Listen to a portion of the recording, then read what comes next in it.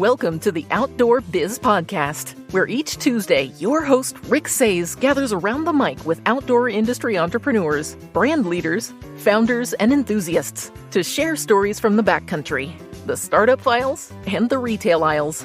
Rick's guests offer actionable advice to land your ideal industry gig, grow your outdoor career, or plan your next big adventure. Subscribe wherever you get your podcasts so you don't miss a single episode. And now, here's Rick. Welcome to episode 342 of the Outdoor Biz Podcast. Today I'm talking with Outdoor Journalist and Outdoor Writer Association of America member Rob Annis. I met Rob in Casper recently at the OWAA conference. In this episode, Rob tells us what it's like to write for a living.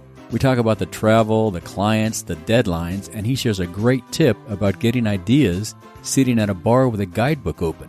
Welcome to the show, Rob. Hey, thank you very much for having me.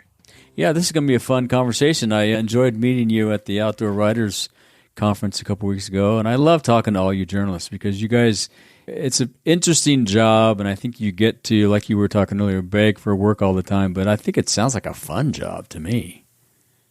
Oh, it definitely can be. I'm not really qualified to do anything else. So I'm very lucky that I get to do this and travel across the country quite a bit. Yeah, it's awesome that you're in the living out of your van, too. That's pretty cool, too. We'll talk a little bit about that. Let's start with how you got into the outdoors. How'd that come about? I grew up in rural Indiana, so I grew up going out into the woods and riding my bike everywhere, and that was also, I'm of the age where we could actually do that as kids. You know, I would get up in the morning, get on my bike, and then my parents wouldn't see me until like 6, 7, 8 o'clock at night. So I did that for years, and then I drifted away from the outdoors for a bit when I was in college, and after college, I moved to New York for a bit. But once I got back to Indiana and my roots, I just started getting back into the outdoors, and that's been 20 plus years now. Wow, good for you.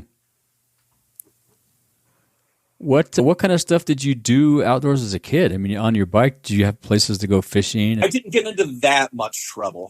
Yeah, my dad and I, we'd go fishing together. Or I guess you can still consider it fishing, even if you don't catch anything. Oh, yeah. So we would do that on the weekends quite a bit.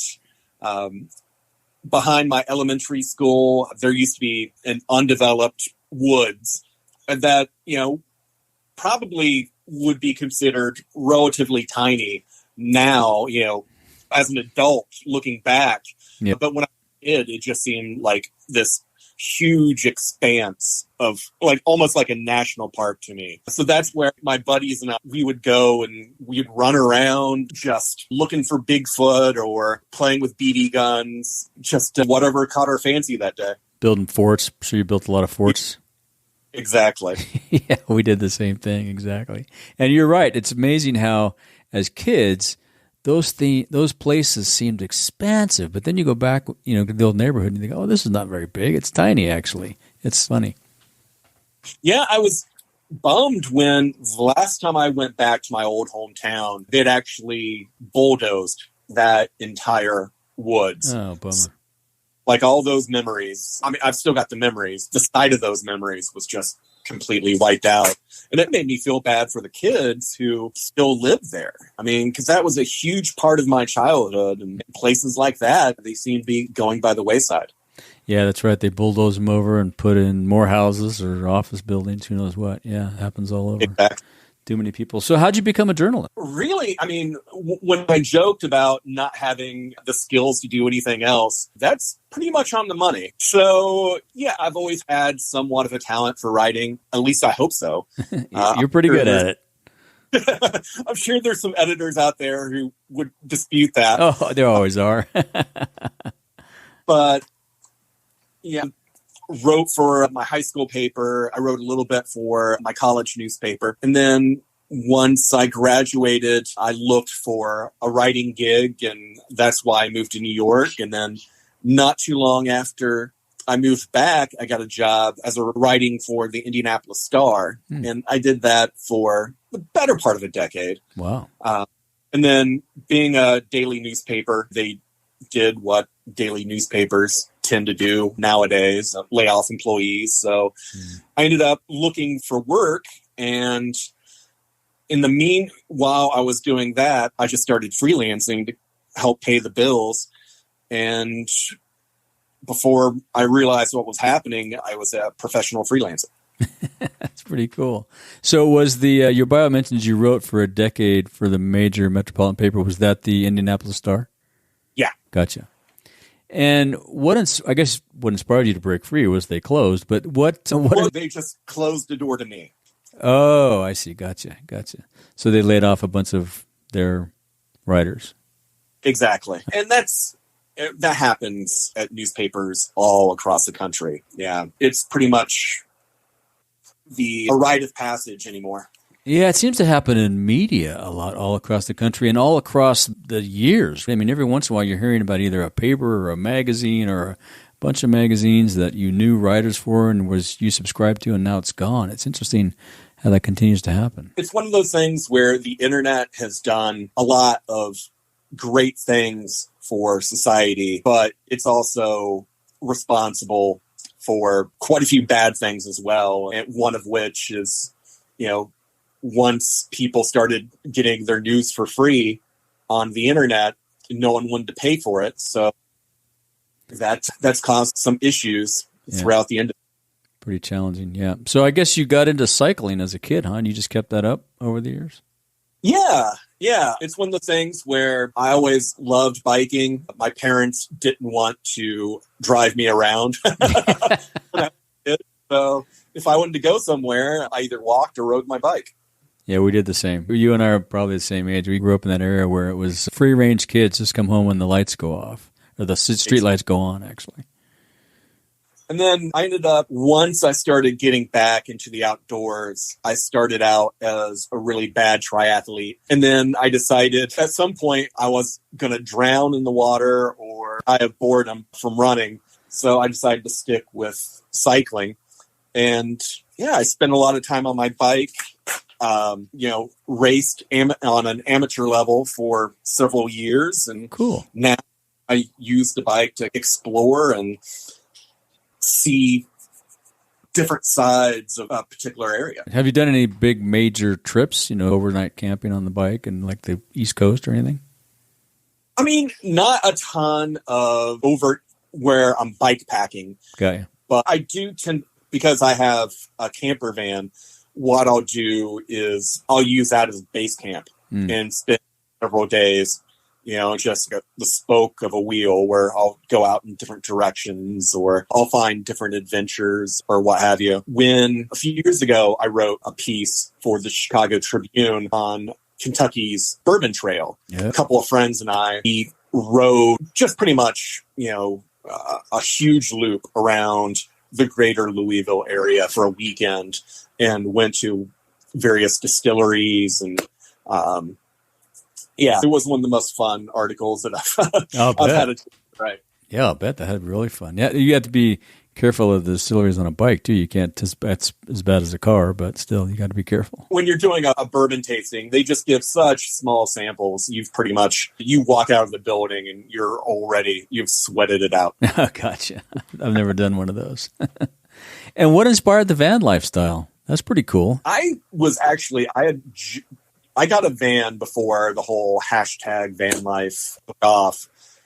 And I'm really lucky that my wife, I told her that, because I do a lot of camping and outdoor work, I told my wife that I think it's time for me to get a van.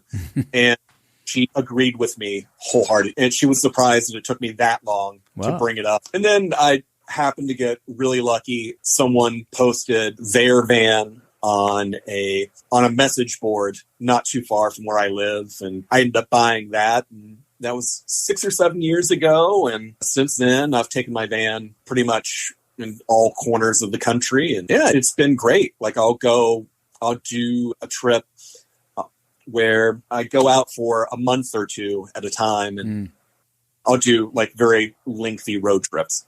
Very cool. That's awesome. And you obviously write about them.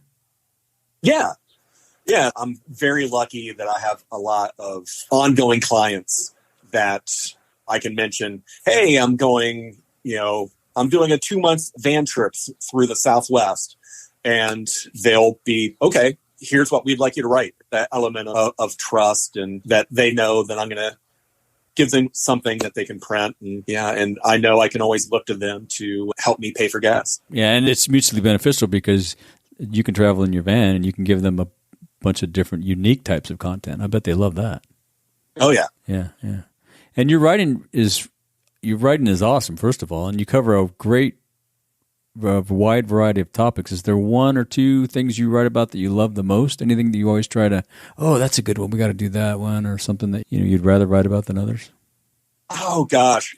It's almost like you're asking me to play favorites. You just love it all. Yeah, no, that makes sense. That makes sense. Yeah. It's one of those things where I'm really lucky that I have a bunch of different interests, and I'm able to write about nearly all of them. So I'm gearing up next week where I'm going to be going up to Isle Royale National Park up in the Upper Peninsula of Michigan. Cool. And spending a few days out there paddling and hiking. And I'm paddling to the largest lake, I'm paddling to the largest island on the largest lake on the largest island on the largest lake in the world. Wow. So it's a really dumb premise for an article. That's cool. No, I think it's good. It's going to be fun and hopefully not too crazy. That'd be wild. What's the weather going to be like? Your guess is as good as mine. Yeah, who knows? Yeah. Will it be fall? Yeah. Will it be fall color? No, it's still a bit early. A little early, yeah, okay. For fall color up there. But yeah, it should be. The biggest concern I had was the black flies. The UP in July is notorious for having very bad black flies. So hopefully being on Isle Royale, it won't be too bad. And how do you deal with that? Is this repellent or bug, ex officio bug clothing or what? Typically, I find my usual blood alcohol level enough that it pretty much either dispels or kills any flies that tend to bite me. Keeps them. That's smart. That's one good thing about that. Have you had an assignment or story that was uniquely challenging, weather-wise, or maybe it was just tough to get your head around the topic, something like that? Oh, gosh. I mean, being an outdoor writer, you do have those cases or those stories where you've got a deadline coming up. The weather is going to be bad, and you just have to deal with it. And hopefully you have enough material to create a good article. Or liquor. Yeah, exactly. Exactly. Yeah, that's got to be tough. Yeah. Luckily, it's also one of those things, too, where as long as it's not, this past winter in March, I went up to Canada, to the Hudson Bay area, and photographing wild wolves out there. It could dip into, I think there were times where it would get negative 20 or negative 30 degrees. Yeah, chilly. Yeah, burr. Yeah, but luckily the outfitter that I was working with, Churchill Wild, they do a great job of making sure that everyone is prepared for the weather, providing the boots and parkas and the rest of the gear that you definitely need if you're going to be spending any time, outdoors. Because you probably had to be out there early and late to catch the wolves in their habitat. Yeah, I mean, luckily it's a situation where it's been so long since these wolves have been hunted. Oh. They really have no fear of humans per se, at least, of being hunted by humans. To them, humans are more of a curiosity than anything else. But that said, we didn't put ourselves in situations where we're going to put ourselves in dangerous situations. Really? Yeah. We definitely try to avoid that at all costs. Yeah. You don't want to impact the wolves in a bad way. Exactly. How about a story that was uniquely hilarious? Something that just maybe went off the rails and turned into a crazy fun adventure? Oh, God. I think most of the articles that I write are written in such a way that they're pretty humorous. Yeah, you got a good sense of humor. Thank you. There are some editors that wouldn't agree with that. But yeah, my whole shtick is just being the guy that people will read my article and say, well, if that idiot can do it, then. Right. So, yeah, I think I owe Tim Cahill royalty, for as much as I've ripped his writing off over the years. Unsuccessfully, though, because he's such an amazing writer. He was pretty unique. Yeah, he's awesome. Yeah. So in addition to any other projects in the queue you can talk about? Right now, I mean, I've got that trip to Isle Royale. I've got some more trips north of the border. Hopefully, I'm trying to work out the logistics right now, but I'm hoping to go to north of Quebec and some Indigenous survival skills, some First Nations folks up there. And then I'll be going out to Channel Islands National Park for a travel and leisure piece, I think early fall. Yeah. Out here, out of California, right? Out of California. Yeah. Oh, sweet. Yeah. That'd be cool. That sounds pretty fun. Yeah. Once again, I'm really lucky that I work with a lot of great publications, and people seem to want me to come out to their area and write about all the wonderful outdoor life that they have going on. Yeah, that's awesome. Yeah. How often do they give you an assignment versus you pitch them an idea? Is it mostly come from them, or is it 50-50? What would you say that's like? Oh, it's not even 50-50. I mean, I'd say 90% of my stories are coming up with ideas, pitching them, begging editors to buy them. Right. But yeah, it seems to work out more often than not. Yeah, no, that does. That's awesome. We're going to take a little break and give some love to our sponsor, Audible. You know those long drives to visit family over the holidays? Or maybe to a trade show, since a lot of us are flying less these days? I just want to crush that travel boredom. So I flipped to Audible. Audible is like having a library in my phone. Whether highway mile markers are blowing past like a white picket fence, or I'm racking up more frequent flyer miles, Audible helps me pass the time. I can get lost in a great book, and next thing you know, I've arrived at my destination. Get your free Audible trial today. Sign up at ricksayes.com/audible. There are over 180,000 titles to choose from. Go to ricksayes.com/audible and start your free trial with Audible today, and crush that travel boredom. Now, back to the show. How did you connect with the Outdoor Writers Association? Oh, gosh. I've been a member 6-7 years, maybe. Okay. It seems like forever, because it's one of those groups where everyone is so nice. You have like such great relationships with so many people that, I was a member for a year, and I felt that almost everyone was like a childhood friend. I mean, that's the way I feel. Yeah. A very tight-knit group. Yeah, I've only been a member for a couple of years. It feels like I'm a veteran now. It's just everybody's so welcoming and helpful. It's awesome. Yeah. Yeah, I mean, it's great that there are so many folks that I can ask for advice that will pass along. Oh, are you having trouble with this editor? Or, hey, I know you've been wanting to visit this place.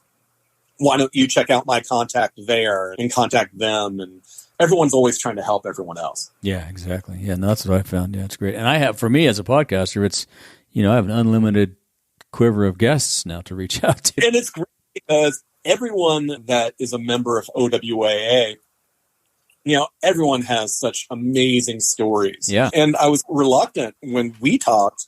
It's like, there's no way that I'm going to even come close to some of the stories or being as entertaining as many of those guys. No, I think you do. I think, like you say, it's all the things all of us do. We just don't think about it because to us, we do it every day. It's not that big a deal. But to some folks who don't, there's a lot of folks probably listening that are sitting in their cubicle at a brand somewhere wishing they could do all this stuff. It's, they live vicariously through us. We're pretty fortunate.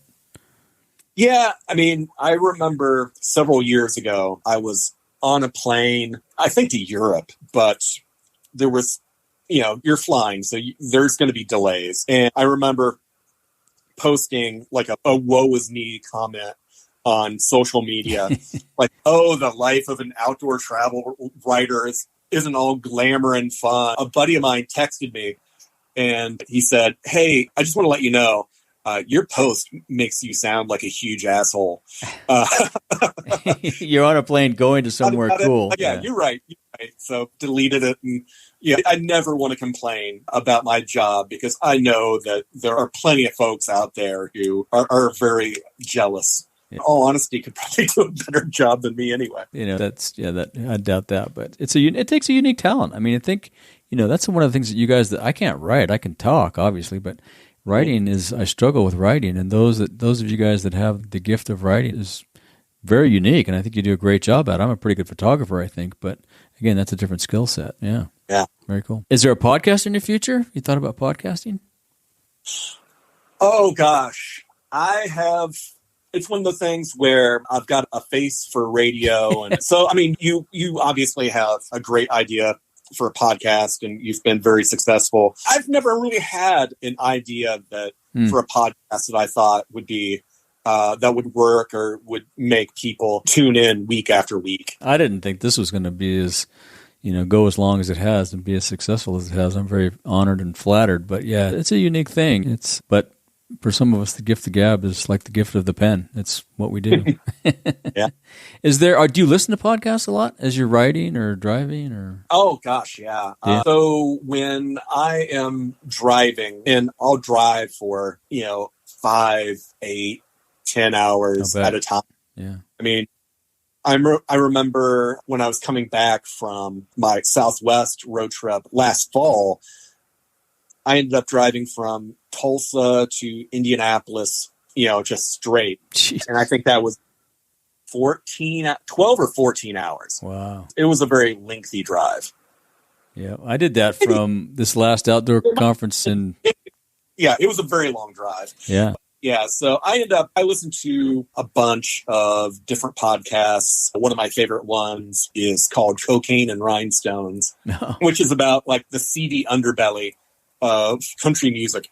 Oh, interesting. And then one of my favorite clients is an online publication called Hidden Compass.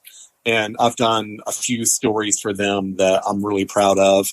And they have a podcast that I love listening to. I can't recommend both of those podcasts highly enough. Oh, cool. I'll find those and put a link to the show notes and listen to them. Hidden Compass sounds interesting too. I'm not familiar with that. Yeah, I mean, it's an online travel magazine that is, and not to sound hokey, but it's just as much about the inner journey as the one that you're, the outer journey, for lack of a better description. But it's some of the most thought-provoking travel journalism that's being written today. Oh, cool. Yeah, I have to check that out. I haven't heard of that one. Do you have a podcast? So I guess, is there a podcast that you can think of or maybe that you would wish someone else would publish instead of you publishing it? Something that you would, God, I wish that topic was covered in a podcast. Oh, gosh. There's so many podcasts nowadays, though. Yeah. My buddy Joe Sills, he does the Get Lost podcast. And yeah, he has on a bunch of top-notch writers and explorers. He's a member of the Explorers Club. He has an in with quite a bit of these just incredible world travelers who have so many just incredible, some stories are hilarious, others are more on the terrifying side. Right, yeah, I was going to say big-time adventures, yeah. Yeah, I'm definitely jealous that he's able to do that and hear firsthand all these wonderful stories. That's pretty cool. I'll have to have him on this podcast. I'll reach out to him. That sounds like a cool one. Yeah, I can definitely give you his contact info. Oh, cool. Awesome. Cool. This next question, I'm going to reverse it a little bit. What outdoor activities don't you participate in? You probably do almost everything. Rock climbing. Okay. I'm not a big fan of rock climbing or spelunking. I wouldn't say claustrophobic per se. And I've been in caves before. It's just not really my favorite activity. Never been. No desire to go. Yeah, I used to climb, but I have had no desire to go spelunking. I'm with you. It's like, why? I don't get it. Yeah. Do you have any suggestions or advice for folks that would want to get into journalism? I guess my first question would be why. I mean, it can definitely be a very tough life, and it can be difficult when you're living story assignment to story assignment. And luckily, I've got a wife who she actually has a steady job. Yeah. Yeah, but it's one of those things where if it's something that you want to do and you love it and you can't imagine not being able to do it, then yeah, it's definitely the career for you. And as far as advice I would give to someone who is interested in doing this, take lots of notes, never say no when someone asks you to go on an adventure. And yeah, always go to, whenever you get to a new place, always go to the diviest bar you can find and put a road atlas on the bar and just wait for people to come up to talk to you. That's great advice right there. That's awesome. That's great just for going and finding your way in around a new area. Exactly. Yeah, that's awesome. Do you do that a lot? Is that one of your go-to moves? I wouldn't say it's one of my go-to moves, but yeah, if it's a situation where I'm in a place I don't know very well, yeah, I definitely will go to a bar and talk to local folks. And I know a few years ago I was in Kanab, Utah on and which is like right in the Grand Staircase, Escalante National Monument. And I was talking to some folks there about all of these incredible spots where no one knows about because no roads to a lot of these places where, you have to know where you're going and get there either on foot or an ATV or a mountain bike. And we were talking and they were like, oh, do you want to go and see this? I think the place we were talking about was this gorgeous arch that you wouldn't see somewhere outside of like Instagram or something or a national park. And so I'm like, oh yeah. And we made plans and we had another drink or two. And during the rest of our conversation, someone asked, it's like, oh yeah, what do you do? Why are you out here? And I sheepishly told them, it's like, oh, I'm a travel writer, an outdoor travel writer. And they're like, yeah, we're not going to take you. That's cool for them. Yeah, this is the hidden goal. Yeah, some of those places. Yeah, that's funny. And so you didn't get to see that? Unfortunately, not. Yeah, interesting. Yeah, no, that's a good move though. I like it, but I think that probably happens more and more lately now that everything's been found, so to speak. People don't want you to go find some of these places that have never been seen. Yeah, I mean, it's one of those things where you have all these places that years ago were just like a footnote in Roamers or something, or in Lonely Planet. And now people are, once, like the first person posts a photo on Instagram or social media, then it, starts like that one snowflake that becomes an avalanche. Yeah, it's done. Yeah, it's like the wave. You have to have reservations now to go to the wave. Yeah, crazy. Let's shift gears. These are probably the hardest questions I'm going to ask you, the lightning round, as I call it. What's your favorite outdoor gear purchase under $100? Oh, famous my most favorite. Probably something you use every day on your trip. I've got a Grail water bottle. Oh, yeah. And filter. I use that kayaking all the time. Planning for my trip up to oil. That's going to be my main water filtration. And, so yeah, I mean, that's helped me out tremendously over the years. That's a good one. Yep. I got to get one of those, by the way. Had it for I don't even think I've had it for a year, but it's helped me tremendously. Okay. So I've had it. Yeah. Everybody I've talked to raves about them. I guess they're one of the top brands to have. Yeah. Pretty cool. And how about some of your favorite books? What are some of your favorite, maybe not necessarily outdoor books, but just books? I'm almost embarrassed. I mean, John Krakauer. So many people mention him for good reason. Yes. Yeah.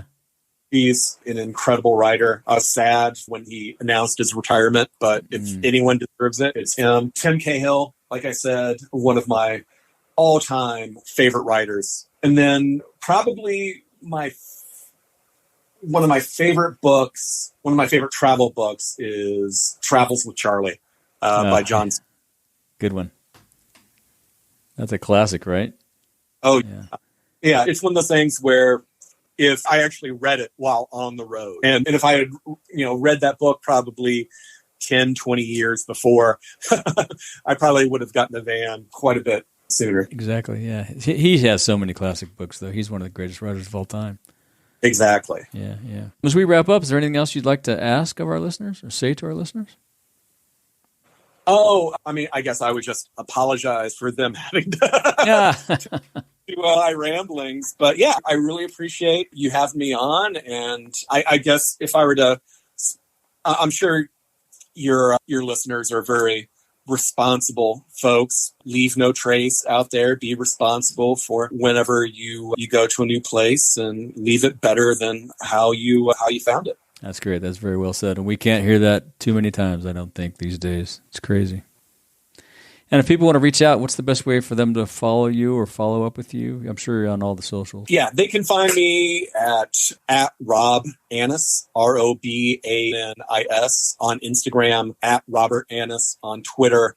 Although I would not advise them to follow me on there unless they like a lot of political screaming. And then my website where they can find clips to most of my work is robertannis.com. Perfect. We'll link to all that stuff in the show notes too. Great. It's been great chatting with you, Rob. I appreciate the time. Yeah, thank you very much for having me. I really appreciate it. Yeah, we'll tip a beer at the next conference again. Hey, sounds great. I can't wait. All right, sounds good. Thank you for joining us on another episode of the Outdoor Biz Podcast. Be sure to visit our website, theoutdoorbizpodcast.com, where you'll find show notes with links to everything we talked about and more.